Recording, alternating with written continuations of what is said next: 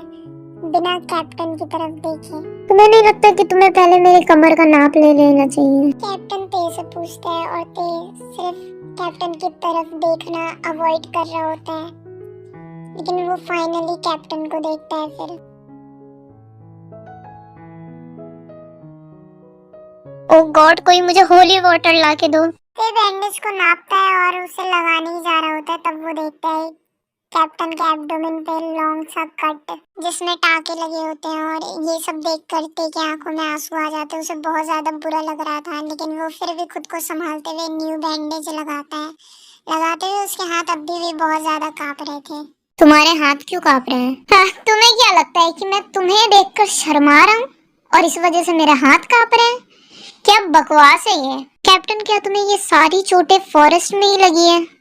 हाँ, वहाँ पे बहुत सारे ट्रैप्स थे, कुछ तो मैंने बिना किसी दिक्कत के ही क्रॉस कर लिए, लेकिन कुछ ज्यादा ही अच्छे थे। फिर जेके अपने शर्ट को दोबारा पहन रहा होता है और ते अपनी किट को फिक्स कर रहा होता है। फिर अचानक से कैप्टन के डोर पर नॉक होती है। यस, कम इन। दरवाजे पे डोंगजिन खड़ा होता है, जो कि उस सुसाइड केस का आरोपी होता है। कैप्टन, क्या मैं ते को अपने साथ ले जा सकता हूँ, क्योंकि मुझे ते से कुछ बात करनी है। तो पहले हिचकिचाता है, फिर वो कैप्टन की तरफ देखता है और कैप्टन सिर्फ हाँ में अपना सर हिलाता है। कैप्टन की नजरों को देखकर ते को इतना तो पता था कि कैप्टन हर जगह ते को बचाने के लिए हमेशा रहेगा। और ये सोचकर फिर ते डोंगजिन के साथ वहाँ से चला जाता है, क्योंकि वो कैप्टन पे भरोसा करता है। डोंगजिन अपने हाथों की तरफ ही देख रहा था, क्योंकि वो बहुत ज्यादा एंग्जियस फील कर रहा था। उसको देखकर ते को भी थोड़ा नर्वस फील होता है, लेकिन ते फिर भी स्माइल करता है उसको कंफर्ट करने के लिए। I am sorry तेयूं। डोंगजिन बोलते हुए बहुत ज्यादा रोने लग जाता है और कांपने लग जाता है। क्या हो गया तुम्हें? तुम रो क्यों रहे हो? प्लीज ते पहले मुझे बोलने दो। एक्चुअली मैं वही हूँ जिसने उस दिन तुम्हारे सर पे मारा था, उस दिन जब तुम रूम में गए थे अपना बैग लेने के लिए। हाँ, मैं वही हूँ। क्या? लेकिन तुमने मेरे साथ ऐसा किया क्यों, जबकि मैंने तुम्हारी उस केस में मदद भी की थी? नहीं नहीं, मेरा मतलब वो नहीं है। देखो, मुझे माफ कर दो कि मैंने तुम्हारे साथ ऐसा किया है। मैं वो सब बिल्कुल भी नहीं करना चाहता था। मुझे पता है मैंने जो कुछ भी किया मैंने बहुत ज्यादा गलत किया और मुझे इस वजह से नींद भी नहीं आती है। प्लीज मुझे माफ कर दो, मैं ये सब और बर्दाश्त नहीं कर सकता। लेकिन तुमसे ये सब करने के लिए बोला किसने? डोंगजिन ये सवाल सुनकर बहुत ज्यादा डर जाता है। वो डर के मारे एकदम जम जाता है और उसकी आंखों में साफ साफ डर नजर आ रहा होता है। देखो, मैं जानता हूँ वो कौन है, लेकिन ये वो इंसान नहीं है जिसने मुझसे ये सब करने के लिए बोला था। एक्चुअली मैं जो ये सब करवा रहा है वो एकदम से कांप जाता है। उसका मुंह खुला रह जाता है और उसकी आंखें फटी की फटी रह जाती हैं और उसके गले से कोई आवाजें नहीं निकल रही होती है शॉक की वजह से। वो बहुत ज्यादा हैरान हो जाता है जो उसकी नजरों के सामने होता है, क्योंकि उसकी नजरों के सामने डोंगजिन लेटा हुआ होता है जमीन पर। ते एक कदम पीछे हटाता है और इतने में ही कैप्टन वहाँ पे आ जाता है और ते को ऑफिस के अंदर लेके जाता है। ते उतना ज्यादा सेंसिटिव तो नहीं है खून को देखकर, लेकिन अपनी नजरों के सामने किसी को मरते हुए देखना ये एक अलग बात है। जब तक मैं ना कहूँ तब तक यहाँ से बाहर मत आना। कैप्टन कुछ सोल्जर्स को बुलाता है। लाश को यहाँ से लेकर जाओ, इस जगह को साफ करो और जितने भी सोल्जर्स हैं सबकी तहकीकात करो, क्योंकि बंदूक तो सबके पास ही है, लेकिन जिसने भी ये सब किया है उसने साइलेंसर का यूज किया है। अभी ऑलमोस्ट 6:30 बज चुके हैं। कैप्टन सभी सोल्जर्स को इकट्ठा होने का ऑर्डर देता है और सबकी तहकीकात करता है, लेकिन किसी के पास भी साइलेंसर नहीं मिलता। फिर वो वहाँ से सबको डिसमिस कर देता है और अपने ऑफिस वापस चला जाता है।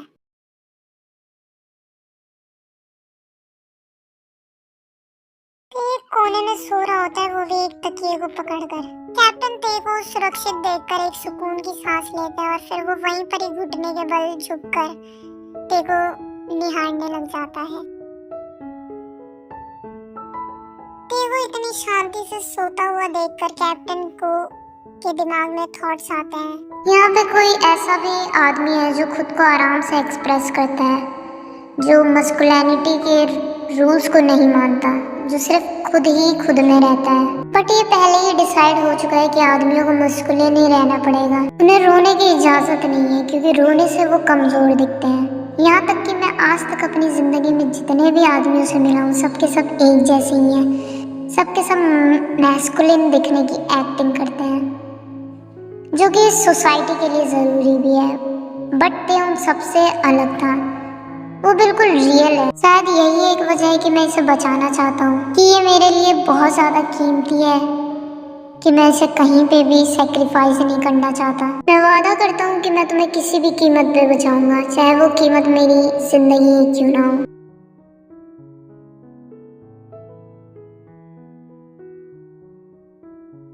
कैप्टन ये सब बोल तो रहा होता है, लेकिन उसे ये नहीं पता होता है कि वो स्माइल कर रहा है ये सब बोलते हुए। The next day.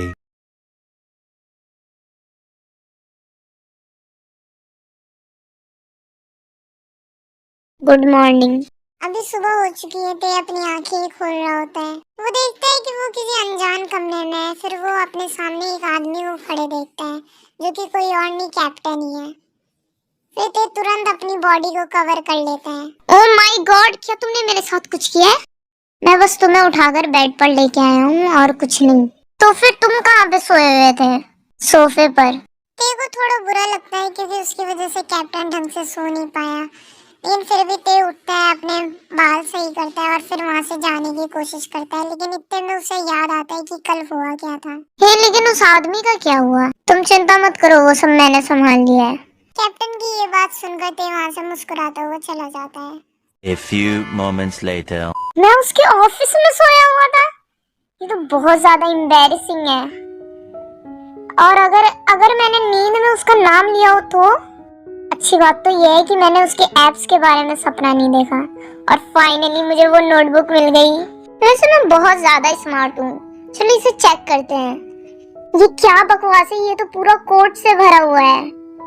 मैंने सारे कोड को डिकोड भी करने की कोशिश करी जिस तरीके से मुझे कैप्टन ने सिखाया था, लेकिन मैं कुछ भी नहीं कर पा रहा हूँ। मैं एक नंबर का बेवकूफ हूँ। मेरा मन कर रहा है बिल्डिंग से जाके मैं छलांग लगा लूं। मैं किसी भी कोड को डिकोड नहीं कर पा रहा हूँ जिस तरीके से मुझे कैप्टन ने सिखाया था। कैप्टन बहुत ज्यादा नॉर्मली कर रहा था इन सबको। मुझे नहीं लगता वो इस दुनिया का है, मुझे लगता है कि वो आउटर स्पेस का है, क्योंकि वो तो मेरा यूनिवर्स है। तो चुपचाप से फोकस करो। चलो सारे कोड्स को हम स्किप करते हैं अभी के लिए। अभी हम नोट्स को चेक करते हैं। उस नोटबुक को अच्छे से चेक करता है। उसे उसमें बहुत सारे कोड्स मिलते हैं, लेकिन वो किसी भी कोड को समझ नहीं पा रहा होता है। और फिर उसे उस नोटबुक में बहुत सारे स्केचेस मिलते हैं। उन सारे स्केचेस में से कुछ स्केचेस ते की खुद की ही होती हैं, जिनको देखकर ते बहुत ज्यादा खुश तो हो जाता है, लेकिन वो कंफ्यूज भी उतना ही ज्यादा होता है। एक चीज और भी ज्यादा कंफ्यूज करने वाली थी, क्योंकि कैप्टन ने उसमें एक कमरे की भी ड्राइंग बना रखी थी और वो कमरा ते के फादर का ऑफिस ही होता है। और उसमें गन्स की भी ड्राइंग्स थी, गोलियों की भी थी, ज्वेलरीज की थी, ड्रग्स की भी थी। ते को अचानक से कोई सी आवाज सुनाई देती है, और जो कि उसके फादर के ऑफिस से ही आ रही होती है। ते अभी अपने घर पे ही है, क्योंकि आज वीकेंड है। और फिर वो जल्दी से नोटबुक को छुपाता है अपने बैग में और फिर अपने फादर के ऑफिस की तरफ चल जाता है चेक करने के लिए। ते देखकर हैरान हो जाता है कि युंगी जमीन पर लेटा हुआ है और उसके चेहरे पे बहुत सारी चोटें भी हैं। मुझे यकीन नहीं हो रहा कि मैंने तुम्हें अपने घर में रहने दिया। बस कीजिए डैड। ते ऑफिस के अंदर आता है और वहाँ पे उसके फादर अपने कपड़े ढंग से फिक्स कर रहे होते हैं, जैसे कि कुछ हुआ ही ना हो। फिर उसके बाद वो एक दफा युंगी की तरफ देखते हैं और फिर वहाँ से चले जाते हैं। ते युंगी की हेल्प करता है खड़े होने में और उसके पास ही जाके बैठ जाता है। डैड ने ये सब क्यों किया? फिर ते युंगी की चोटों पर दवाइयाँ लगाना चालू करता है। ज्यादा कुछ नहीं हुआ थे, उन्होंने बस मुझे एक काम बोला था जिसमें मैंने फाइलें इधर उधर कर दी। बस इतनी सी बात के लिए वो अपने बेटे को मारेंगे? क्या तुम्हें याद नहीं है कि मैं उनका बेटा नहीं हूँ? ते थोड़ा शॉक हो जाता है। फिर वो सोचता है कहीं वो पकड़ा ना जाए कि वो असली तेयुंग नहीं है। मैं अपनी माँ का बेटा हूँ। तुम्हारे डैड से जब शादी हुई थी उससे पहले से मॉम ये जानती है कि वो मुझे अपने बेटे की तरह ट्रीट नहीं करते हैं, लेकिन उन्हें ये नहीं पता कि वो मुझे मार भी सकते हैं। तो मैं तुमसे प्लीज रिक्वेस्ट कर रहा हूँ कि ये उनको बिल्कुल भी मत बताना। अगर उन्हें पता चला तो वो बिल्कुल भी नहीं हिचकिचाएंगे तुम्हारे पापा को डिवोर्स देने से पहले। और अगर उन्होंने डिवोर्स दे दिया तो फिर ये सब बड़ी मुसीबत हो जाएगी। युंगी ये बातें सुनकर तेई को बहुत ज्यादा बुरा भी लगता है और गुस्सा भी आ रहा होता है, लेकिन उसके पास और कोई चॉइस नहीं थी युंगी की बात मानने के अलावा। फिर वो युंगी की मदद करता है और वो देखता है कि युंगी स्माइल कर रहा होता है। तुम किस बात पे मुस्कुरा रहे हो? मैं बस ये देखकर खुश हूँ कि तुम फिर से मेरी केयर करने लग गए हो। अब पहले हम बहुत ज्यादा क्लोज हुआ करते थे जब हम बच्चे थे, बट जब तुम 18 के हो गए तुम मुझसे दूर दूर रहने लग गए। शायद इसलिए क्योंकि पापा ने तुमसे बोला था। ये फैमिली तो बहुत बड़ी मिस्ट्री है, मुझे समझ नहीं आ रहा कहाँ से शुरू करूँ। और मेरे पास किसी भी चीज़ का क्लू नहीं है, लेकिन ये बात तो पक्की है कि जो पहले टाइम का ते था वो बहुत ज़्यादा डरावना था। ते को थोड़ा डर लगता है पकड़े जाने का, तो इस वजह से वो थोड़ा नॉर्मल एक्ट करने की कोशिश करता है। मुझे बस रियलाइज हुआ कि अगर हम दूर दूर ना रहें तो फिर कुछ भी नहीं होगा, क्योंकि हम फैमिली है ना। ये चीजों को कवर अप करने के लिए ऐसा बोलता है और फिर दोनों के दोनों मुस्कुराने लग जाते हैं। तुम दोनों किस बारे में बात कर रहे हो? दोनों के दोनों अचानक से किसी की आवाज सुनकर कांप जाते हैं। फिर वो पीछे मुड़कर देखते हैं तो फिर पीछे जेनी खड़ी होती है, जो कि अपने हाथ क्रॉस करके खड़ी होती है और वो भी सरप्राइज लुक के साथ। ये आदमियों की बातें हैं, क्या तुम आदमी हो? तुम दोनों, अगर मैं आदमी होती ना मतलब बहुत मार थी। इसके अंदर सच में बहुत ज्यादा एटीट्यूड है ना? The next day.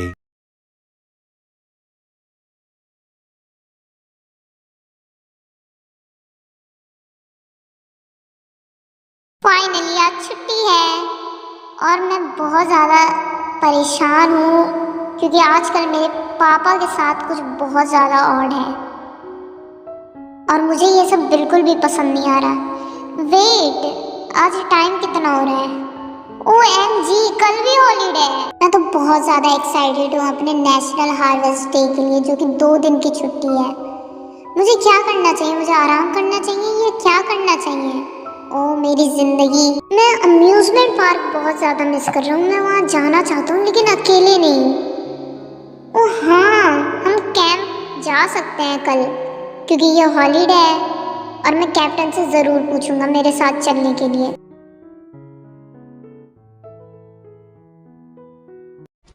अगर आपको ये स्टोरी पसंद आ रही है तो इसको ज़्यादा से ज़्यादा लाइक और शेयर कीजिए और कमेंट कीजिए ज़्यादा से ज़्यादा कि आपको कैसी लगी वीडियो।